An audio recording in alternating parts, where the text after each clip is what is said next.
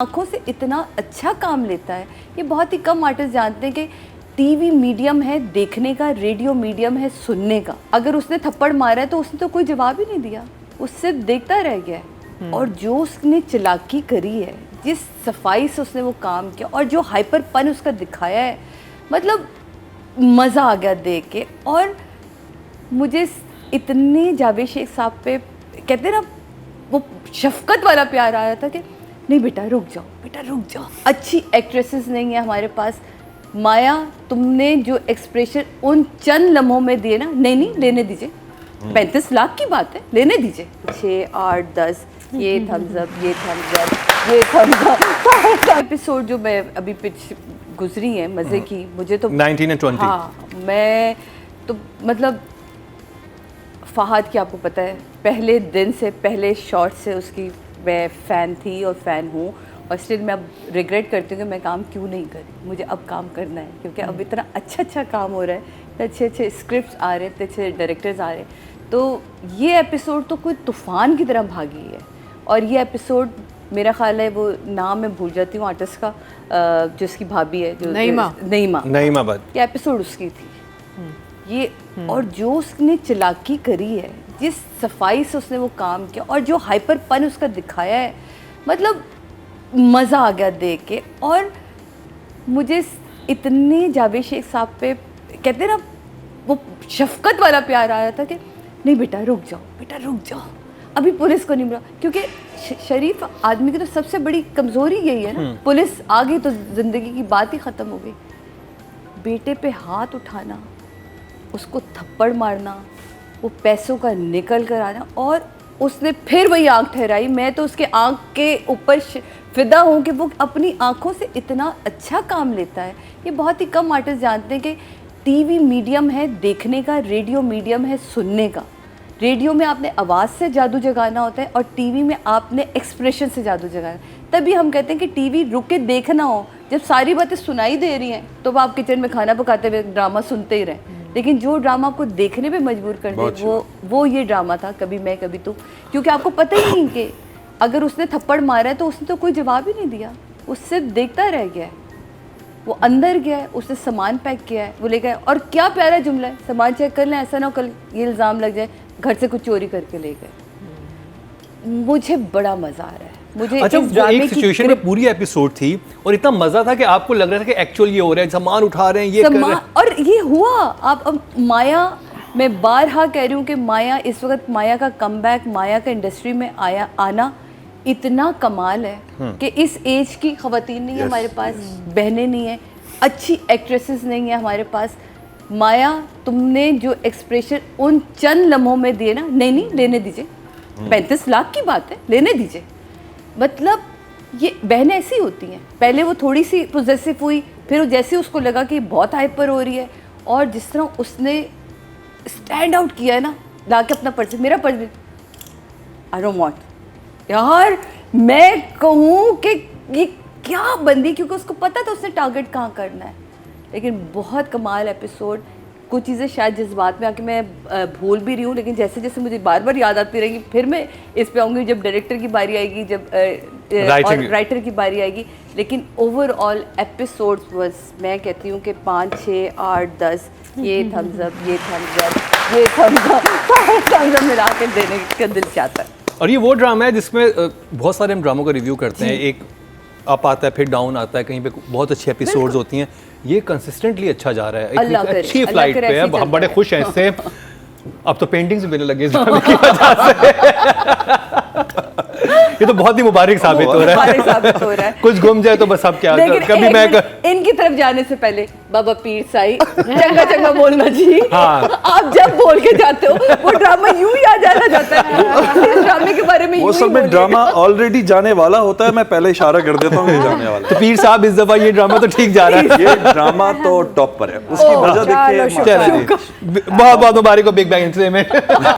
और वो कमाल है, मतलब कहीं झोल नहीं नजर आया, किसी के डायलॉग ऐसे नहीं लग रहे कि ये इस चेहरे से या इस शक्ल के साथ ये जुमला अच्छा नहीं लगेगा, है ना? बिल्कुल सही बात। बड़ी कहते हैं ना यार, ये शक्ल पे सूट नहीं कर रही ये जुमले, ये कैसे डायलॉग बोल सकते हैं, ये इसके हर कैरेक्टर के डायलॉग्स उसके हिसाब से, इवन जो उसकी दोस्त है ना, आप अगर देखें जिसके अंदर नताशा की डेस्परेशन भी ठीक लग रही है कि वो उसका हस्बैंड ऐसा है तो वो अदील को देख के डेस्परेट हुई हुई है, वो कह रही है बस आज तुम रुक जाओ, आज बस ये बहुत इम्पॉर्टेंट होता है और ये बड़े मुश्किल से कोई राइटर समझता है कि मैंने जो कैरेक्टर कंसीव किया या जो कैरेक्टर मैं डेवलप कर रहा हूँ उसको मैंने उसके लेवल का डायलॉग देना है।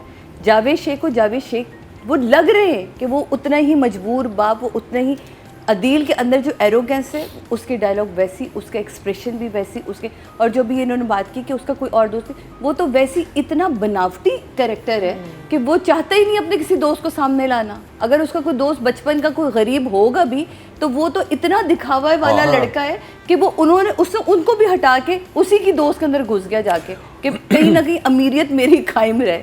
तो मुझे जो राइटर की सबसे बड़ी खूबसूरती लगी है वो इस पूरे ड्रामे में कि उसने अपने कैरेक्टर्स को अपनी मुट्ठी से जाने नहीं दिया, और ये किसी भी राइटर की कमाल की बात होती है। वेल डन, मेरी तरफ से आप कमाल हैं और अच्छा गई। नंबर्स इनमें मैं इन लोगों ने मुझे बड़ा वो किया होता है, मेरा बस चले तो मैं आपको अभी भी 10 दूंगी और मेरा बस चल रहा है इसलिए मैं 10 दे रही हूँ कि मैं इतनी खूबसूरत नहीं हूँ, मेरा सिर्फ पैसा ही है। दूसरा वो ये जानती है कि जब उसके नहीं, साथ अब तो ठीक हो गया, अब तो हस्बैंड है कि वापस चली जब उसके नहीं जब उसके साथ बदतमीज, वो अंदर गरज रखने वाली लड़की है ना, उसने उसके साथ जैसे उसने देखा कि इसने बदतमीज़ी की, वो तो बिल्कुल किसी तरह टोन डाउन होने को तैयार ही नहीं। जैसे ही वो उसे 15,000 दिए थे उस पर वो बुरा मान गई उसने, जबकि वो बड़ा अच्छा जैसे हमारे यहाँ भी अगर कोई अच्छा खाना या माना कोई पकाता है तो हम इनाम के तौर पे दे, लेकिन देने का एक अंदाज़ होता है। कहते हैं ना आप किसी को इज्जत दें तो वो इज्जत देने का वो अंदाज़ उसका गलत था, चीज़ बिल्कुल सही थी। अब वो इसलिए नहीं जा रही जब तक वो बदला नहीं लेगी, और बदला अब उसने लिया है। अब आप देखिएगा जब वो जाएगी तो वो बड़ा तमाशा करके निकलेगी।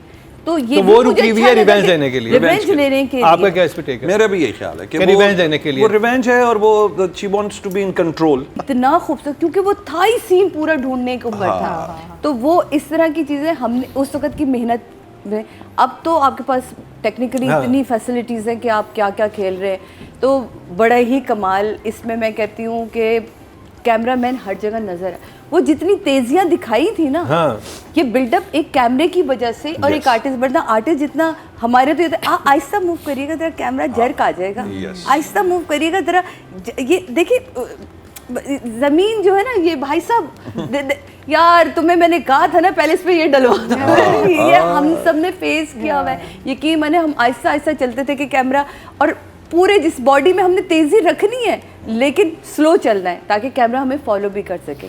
अब तो आप मज़े से खेल रहे हैं, आपके पास टेक्निकल बात ये होती है कि टेक्निकल फैसिलिटीज़ में जितनी भी दे दूँ किसी को, अगर उसे इस्तेमाल करनी नहीं आती तो फ़ायदा क्या। 2 ही ड्रामे इस वक्त ऐसे जिनमें technically they are so strong, Noorjahan और ये, मुझे तो लगता है इनमें कैमरे उड़ते फिर रहे इधर से उधर। नूरजहां में जो ड्रोन का इस्तेमाल हुआ है, इससे खूबसूरत हो नहीं सकता। हमने हमारे दौर में सबसे ज़्यादा क्रेन यूज़ होती थी और इतने हादसात भी हमने क्रेन के हवाले से फेस भी किए, और बड़े खूबसूरत फैसल बुखारी साहब क्रेन यूज़ करते थे बहुत ज़्यादा, बड़े बड़े शॉट। मतलब फैसल भाई की एक खूबसूरती थी कि वो अपने कंधे पे कैमरा रखते थे और एक जर्क नहीं आता था। और फैसल बुखारी से मैंने इसलिए मेंशन किया कि हमने उस वक्त में काम किया कि पूरे सीन हम 1 टेक कर रहे होते थे कैमरे का जर्क ने। अब तो आपके पास बड़े ही ज़बरदस्त हैं। तो मेरा ख्याल है कि बेहतरीन काम, आप जो सीन देखें, मतलब आप जब वो हानिया के कमरे में गए हैं, मैं इसलिए उसको मेंशन कर रही हूँ, उसके ना 3 पोर्शन अगर आप कमरे के देखें, पहला एंटर होके, फिर एक नीचे उतर के जहाँ झूला टंगा हुआ है, फिर एक तरफ जहाँ उसकी चीज़ें, और हानिया का एक एक्सप्रेशन मुझे इतना खूबसूरत लगा। ये डायरेक्टर का कमाल है।